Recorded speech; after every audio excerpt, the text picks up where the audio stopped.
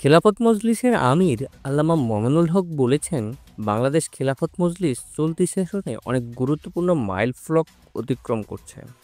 দেশব্যাপী সাংগঠনিক সম্প্রচার, প্রায় ৫০টি জেলার গণসমাবেশ, ৪০টির অধিক জেলায় প্রশিক্ষণ কর্মসূচি এবং বায়তুল মাল বিভাগের স্থানীয় পর্যায়ে সক্রিয়তা আমাদের সংগঠনকে আরও শক্তিশালী করেছে।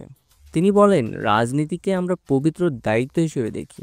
চাঁদাবাজি, রাহাজানি ও অর্থনৈতিক কর্মকাণ্ড থেকে মুক্ত ইসলামী নেতৃত্ব প্রতিষ্ঠাই আমাদের লক্ষ্য।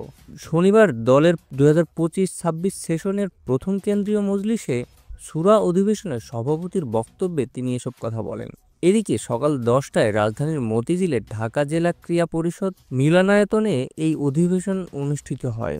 অধিবেশন পরিচালনা করেন দলের মহাসচিব মাওলানা জালাল উদ্দিন আহমদ এবং যুগ্ম মহাসচিব মাওলানা আতাউল্লাহ আমিন।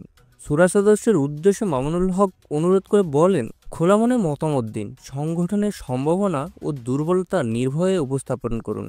আমাদের লক্ষ্য একটি আদর্শ ও গতিশীল ইসলামী রাজনৈতিক কাঠামো গড়ে তোলা।